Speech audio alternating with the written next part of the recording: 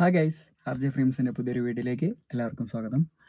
അപ്പോൾ ഇന്ന് വന്നിരിക്കുന്നത് ബബ്ബബ്ബ ഭയം ഭക്തി ബഹുമാനം, നമ്മുടെ ഏട്ടൻ അനിയൻ കോംബോ, അതായത് ദിലീപേട്ടനും ലാലേട്ടൻ്റെയും കോംബോയിൽ വരുന്ന പടം, അതിൻ്റെ റിവ്യൂ അതിന്ന് കണ്ടു. സത്യം പറയാലോ, റിയലി ഡിസപ്പോയിൻറ്റഡ്. തീർത്തും നിരാശാജനകമായിരുന്നു. കാരണം അവരുടെ ടാഗ് ലൈൻ തന്നെ അതായിരുന്നു, നോ ലോജിക് ഓൺലി മാഡ്നസ്.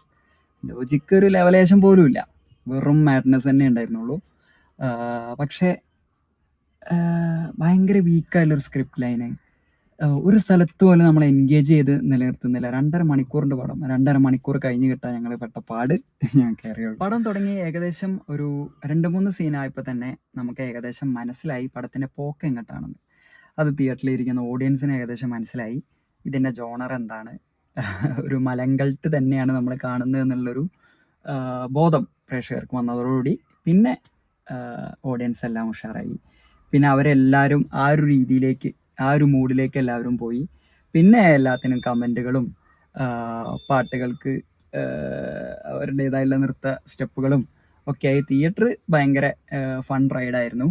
പക്ഷേ നമ്മൾ ഒരു സിനിമാ പ്രേക്ഷകൻ എന്നുള്ള രീതിയിൽ ഒരു സിനിമ കാണുമ്പോൾ കിട്ടുന്ന ഒരു എന്താ പറയുക, ആ ഒരു കിക്ക്, ആ ഒരു എന്താ പറയുക, നമ്മളെ എൻ്റർടൈൻ ചെയ്യിക്കുന്ന അത് ഇതിൽ തീർച്ചയായിട്ടും ലാക്ക് ചെയ്തിരുന്നു പടം ത്രൂ ഔട്ട്.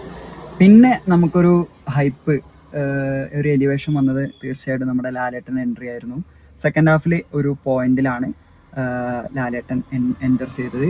ആ ഒരു ടൈമിൽ പടം ഒന്ന് എലിവേറ്റായി. പക്ഷെ പിന്നെയും പടത്തിൻ്റെ മോശം തിരക്കഥ കൊണ്ടാവാം പടം പിന്നെയും ഡൗൺ ആയി, പഴയ താളത്തേക്ക് തന്നെ തിരിച്ചെത്തി. ലാലേട്ടനെ കൊണ്ടുപോലും നമ്മുടെ ഇവൻ്റെ great Lalettan can do it, ആ ഒരു പടത്തെ എലിവേറ്റ് ചെയ്യാൻ സാധിച്ചില്ല. ഒരുപാട് ക്യാമിയോകൾ അതിപ്രസരമുണ്ട് ചിത്രത്തിൽ, പക്ഷെ ഒരു ക്യാമിയോയും പടത്തിനെ എലിവേറ്റ് ചെയ്യുന്നതിൽ പരാജയപ്പെട്ടു എന്നാണ് എനിക്ക് തോന്നുന്നത്.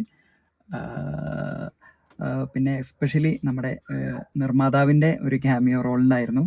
അതിനെക്കുറിച്ച് ഞാൻ കൂടുതലൊന്നും പറയുന്നില്ല. അപ്പോൾ ദിലീപേട്ടൻ്റെയും ലാലേട്ടൻ്റെയും ഒരു ലോജിക്കൊന്നുമില്ലാത്ത ഒരു ആദ്യം മുതൽ അവസാനം വരെ ഒരു എൻ്റർടൈനർ, ഒരു ലോജിക്കും ഇല്ലാത്തൊരു എൻ്റർടൈനറാണ് നിങ്ങൾ കാണാൻ ഉദ്ദേശിക്കുന്നതെങ്കിൽ തീർച്ചയായും ഒരു വൺ ടൈം വാച്ചബിൾ ആണ്. നിങ്ങൾക്ക് അടുത്തുള്ള തിയേറ്ററിൽ പോയി വാച്ച് ചെയ്യാവുന്നതാണ്. For me it's really disappointing, because 2 വലിയ നടന്മാർ ഒരുമിച്ച് ചേരുമ്പോൾ ഞാൻ ഇതിൽ കൂടുതൽ നല്ലൊരു കഥ ഒരു പ്രതീക്ഷിച്ചു, പക്ഷെ എനിക്കത് കിട്ടിയില്ല. ഫോർ ദാറ്റ് ഞാൻ ഡിസപ്പോയിൻറ്റഡ് ആണ്. അപ്പോൾ മറ്റൊരു വീഡിയോ ആയിട്ട് കാണുന്നത് വരെ ഗുഡ് ബൈ.